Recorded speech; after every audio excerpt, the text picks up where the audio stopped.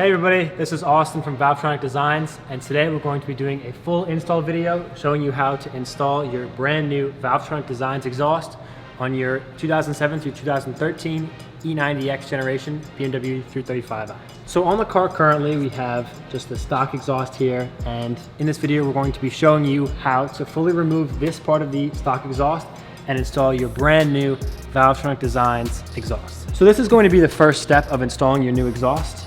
Removing the factory exhaust, you're going to pull this vacuum line out of the valve, out of your stock exhaust.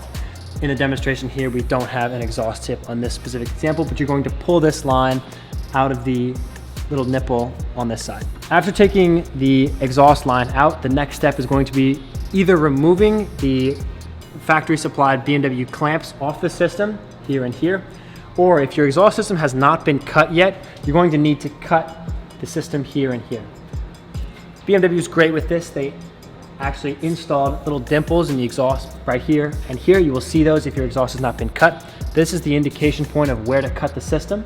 So using a hacksaw or whatever you have at your disposal, cut here and here. Make sure to stay right on those lines and make sure the cuts are very smooth. If your car has the clamps already installed, you're going to go ahead and remove these two clamps. These are 17 millimeters.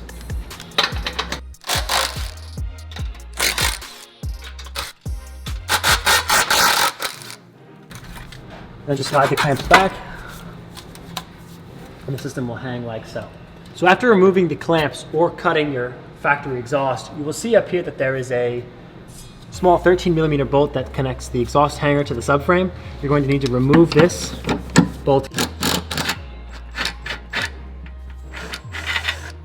And once removing this, the system will be free from the car. In addition to removing the subframe mount here, there's another hanger bracket up here towards the front of the exhaust. It normally sits as such, and there is another bolt that goes in here. It's a T10 Torx. You're going to have to remove that. So here and here are the only places the exhaust is connected via hangers. So you're going to have to remove these portions of the exhaust, plus the clamps, and the system will come right down. So after removing the stock system from the car, the next step is going to be removing this exhaust hanger because we're going to be reusing this on the new system. Over here there is another exhaust clamp. We do not reuse these as the car does not need the extra support, as the new unit is a lot lighter than the factory unit. So the best way to do this is to spray some silicone inside where it's mounted up. If you just give it a wiggle, slides right out. After removing the hanger from the stock exhaust, we're going to reinstall it back into the subframe brace, putting this 13 millimeter back as such. Make sure it's lined up correctly as such. There you go. Now you are ready to install your brand new Valvetronic Designs valve exhaust. The install is very simple. First step is going to be putting the exhaust up and sliding it into the exhaust hanger, and then sliding it into your factory BMW clamps or the clamps provided in the kit.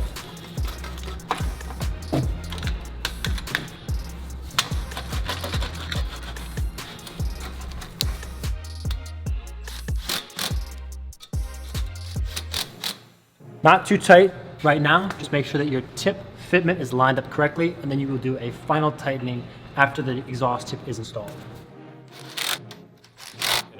From this angle, make sure your exhaust tip is centered in the outlet. So now it is time to install the vacuum line into your new Valvetronic exhaust. An important thing with this is you will see there's a small clamp that is clamping the vacuum line to the heat shield. You're going to have to remove this and pull some more of the vacuum line down because the valve is in a new position, a better position than factory. The factory exhaust valve was over here. We're now installing over here. So you're going to have to pull this line to make sure you have enough clearance to get all the way to your new valve. With the line itself, you're going to route it up above the exhaust and over this exhaust hanger. Make sure you fish that through, and you'll be right at the nipple for the new valve. On here, put a little silicone or WD-40 to make the line slip over the nipple easily. Then install cleanly into your new Valvetronic system. Making sure the exhaust system is nice and straight, go ahead and tighten down your 17mm bolts here.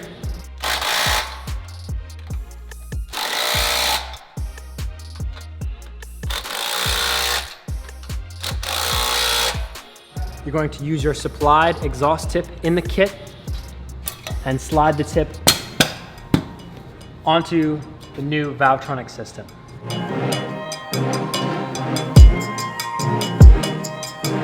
The hardware for your exhaust is complete, and it is now time to begin work on installing the controller.